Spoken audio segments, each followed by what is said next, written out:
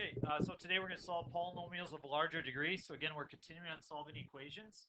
And what we do is we look at the original degree, and that identifies how many solutions there are. So if this is a third degree polynomial, we will have exactly 3 solutions. So let's solve these together. Okay, when you're solving larger degree polynomials, the first thing you want to do is always look to factor. I'll say that for a lot of you, I think that this is possibly one of the most difficult kind of lessons for you to connect with and remember. So as we go to factor here, we look to take out the greatest common factor. Remember the greatest common factor between 20 and 125?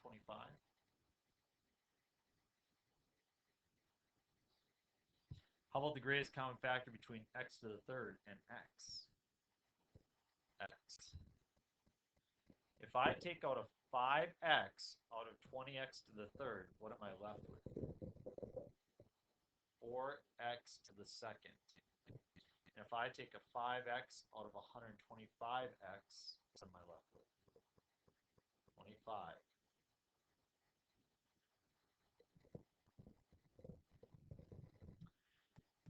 Do you remember if this factors difference of 2 squares? What do you multiply to get 4x squared? What do you multiply by itself to get 4x squared? 2.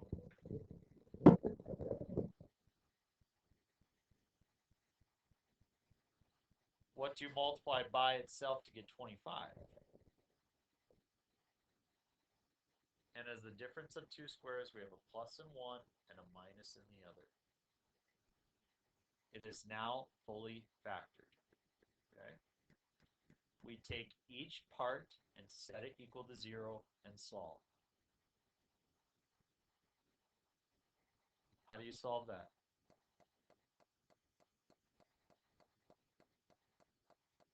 X is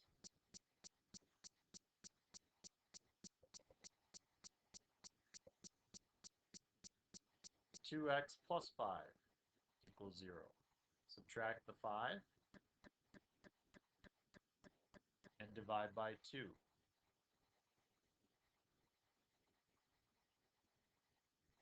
for the last one, 2x minus 5 equals 0.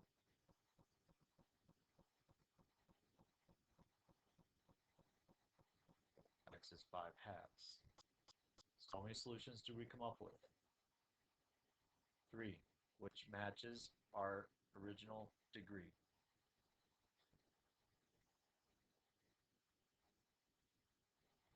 Kind of tricky, huh? Okay. Well, x to the 4th minus 64. We don't remember factoring very well, do we? Let's try some easier problems. It's a common factoring option, which is taking out a greatest common factor. We will use this for reference. It says find the solutions to the following polynomials. If a 0 occurs more than once, be sure to indicate how many solutions it's responsible for. How many solutions should we come up with for number 1? 2. I always look to take out a greatest common factor. What is it?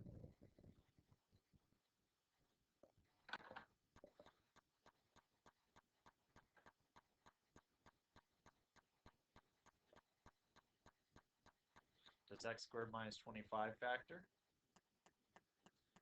As you can see, it is the difference of 2 squares.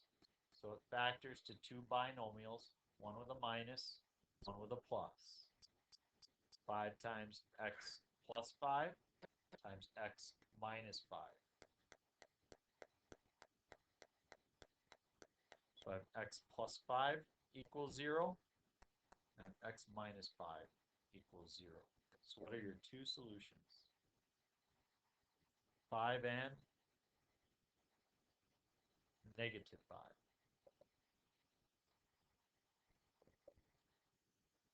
How about number 2? Is there a common factor you can take out? 3. When I take out the 3, what am I left with?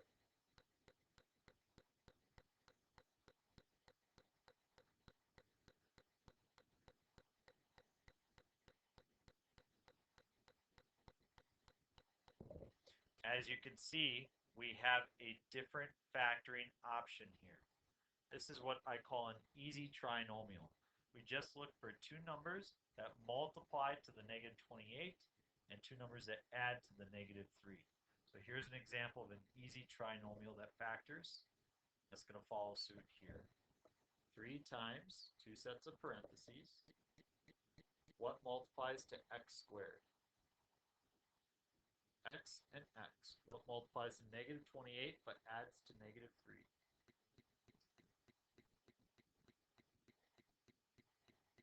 So I will take both of these expressions that have an x, set them equal to 0. Solution, x is equal to 7 and x is good. How about number 4? Is there a common factor you can take out? What is it? 10. As we take out a 10, we're left with x squared plus 2x plus 1.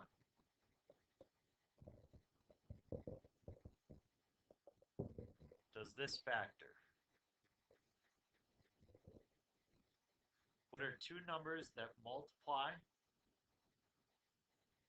to 1 that add to positive 2?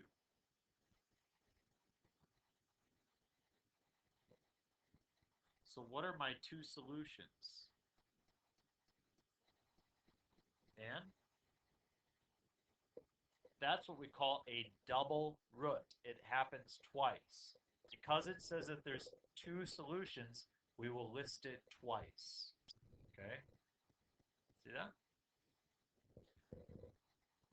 X to the 4th minus 1 equals 0.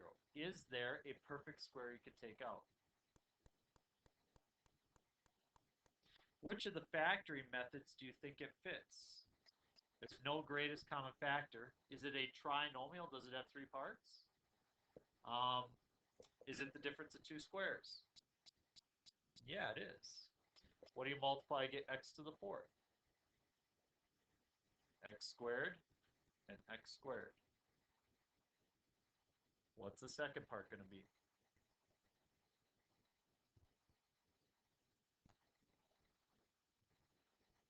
Two numbers that multiply negative 1 that add to 0.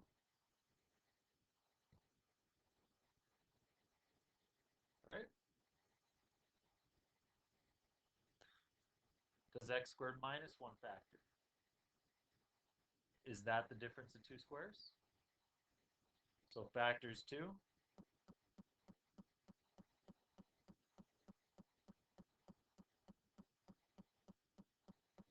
It's minus 1 times x plus 1. Does the sum of two squares factor? No. The sum of two squares does not factor.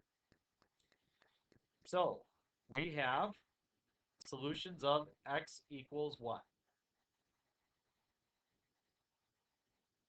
1 and negative 1. Now here's the deal. Our original equation said we have how many solutions? 4.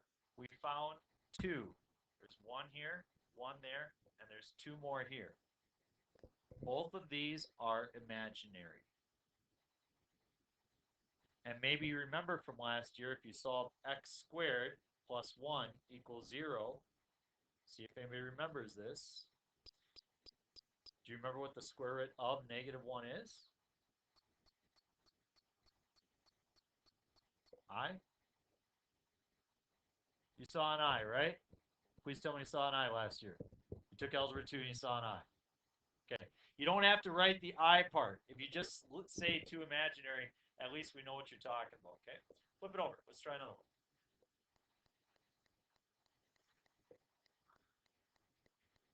What's the common factor for 5? 2. Take it out. What are you left with? Minus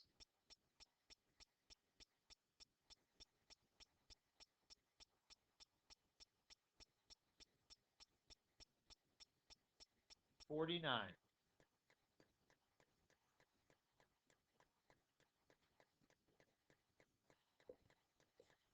does x squared minus 49 factor? It's the difference of two squares. What does it factor to?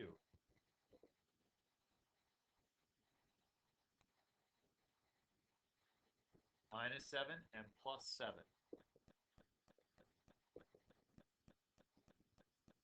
How many solutions should I come up with? Total of 2. What are they? Good. I'd like you to try 6 and 7 on your own right now. 6 and 7 are very gettable problems. By the way, you guys, this is your homework assignment, so I'm doing half of it with you in class. Okay, so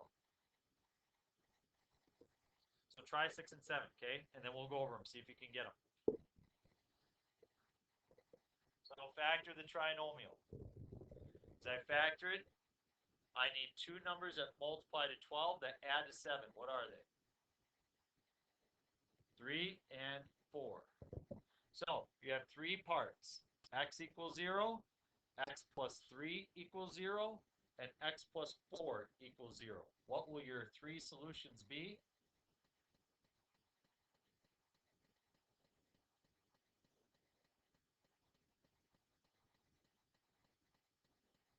Good. Your number of solutions should always match with what we have there. Some of you are sitting there right now, you're saying, I don't remember when stuff factors and when it doesn't. Okay? Let me try something for you real quick. Does 14 factor? Does it factor to two numbers? What? 2 and 7. Does 51 factor? Well, that's harder to check, isn't it? If you're not real good at your multiplication tables, you maybe don't realize that it's 3 and 17 that it factors to. I can't tell you everything that factors and everything that doesn't. You have to get used to seeing it and start to check. And a lot of times those factoring pieces are what, I'll tell you guys, in order to do trigonometry, you don't really have to be able to factor. But next year, take your college algebra course, factoring will be at the heart of what you need to know, which is why we're reviewing this for just one day to try to make that come back a little bit. Let's do a couple more together. Number 8, what should I look for a common factor? What can I take out? An 8 and an x to the third. What am I left with? Minus a hundo. There you go. How many total solutions do I have? 5 total solutions, correct? How many are here? And how many are here? There are 5 total solutions, 3 here, 2 here. So I will show you all 5. Does this factor? Is it the difference of two squares? Yes. X plus 10 and x minus 10. X to the third, how many x's are being multiplied together? So you can see all 5 solutions now. What would be the solution here? What would be the solution here?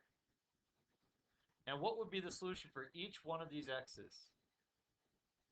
So 0 is a triple solution. It happens 3 times. And it's important that we list all 3 of those. What if it's not set equal to 0? What do you have to do? Make it equal to 0. So I'll add the 12 over to the other side to get 2x squared plus 10x plus 12 equals 0. What is the common factor? 2 times x squared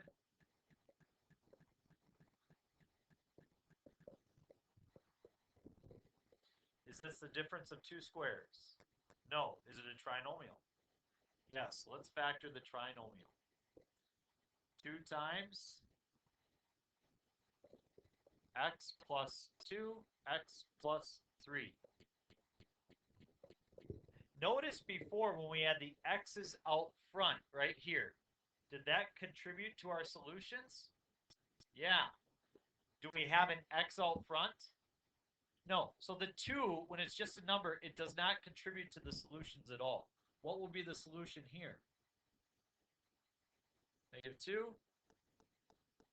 So those are my 2 solutions. We're going to move on to a couple other problems. I want you to do 10, 11, 12, 13, and 14 for homework. Well, let's flip it over and look for a couple different ones, okay? Cross off 15. Cross off 18. You'll do 16 as well.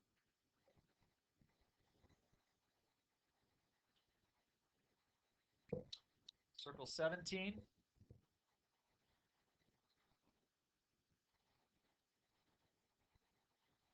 Circle 20. You cross off 22. Circle 21. Let's pause here and do 19 together. 19 will be very similar to number 17.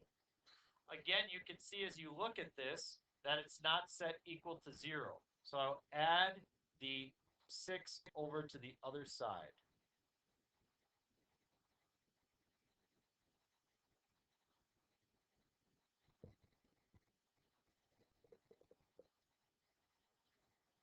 So I'm taking out a couple of the factoring options I think are a little bit too complicated for you, but I want you to see this one for sure. Is there a common factor you could take out of everything? No. You could take an x out of the first 3, but not out of the last one. You could take a 3 out of here and here. You could take a 2 out of these two, but you can't take a common factor out of everything. Is it a trinomial? Does it have 3 parts? No, it has 4. Is it the difference of 2 squares? No. This follows what we call a grouping factoring method. And so we group terms that have common factors. What can you take out of the 5x to the third and the 3x squared? What do they share in common? X squared. Okay. Times, what's left when you take out the x squared?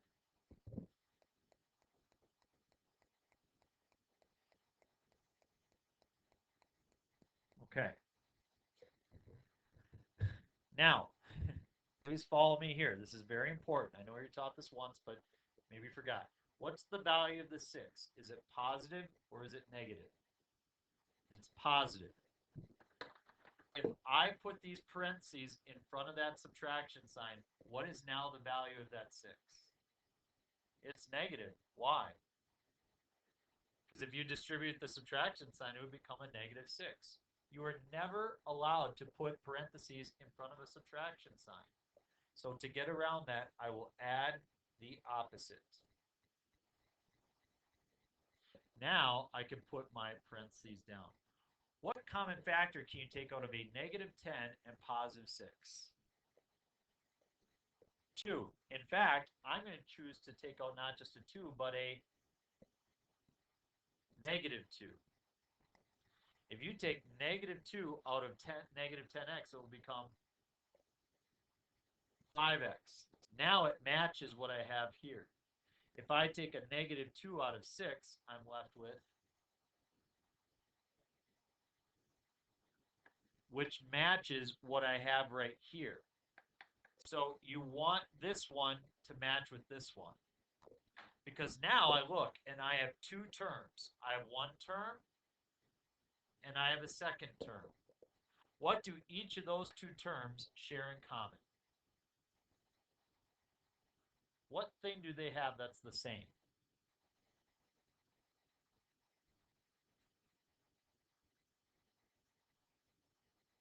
(5x minus 3), yep.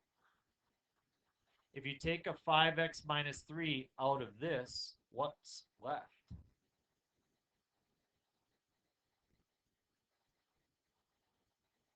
If you take a 5x squared minus, if you take a 5x minus 3 out of this, I'm left with just my 2.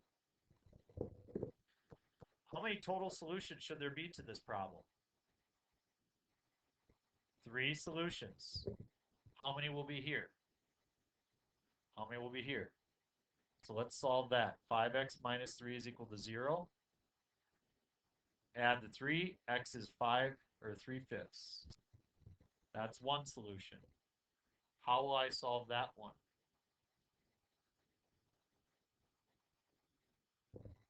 What should I do to both sides? Add the 2 and square root. X is plus or minus the root of 2.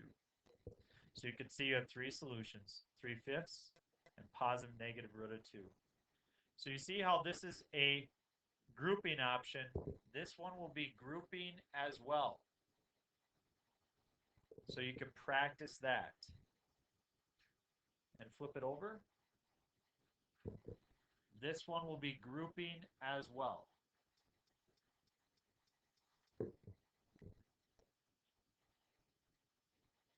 You can cross off 27. You can cross off 28. And you can cross off 30. So the rest that we didn't cross off, you can start working on. You guys, some of you are in different levels. Some of you came from an advanced Algebra 2 class last year. For some of you, it's been 2 years since you've taken regular Algebra 2. If you need help with this stuff, you might have to come in before school or after school to get some help. Otherwise, make sure you're asking during this time. But I want you to know your factoring. And again, you won't have to know how to do this in order to do the trigonometry, but I'm more concerned about your ability to test into college algebra next year and get your math credit for college. That's they'll expect that you remember how to factor.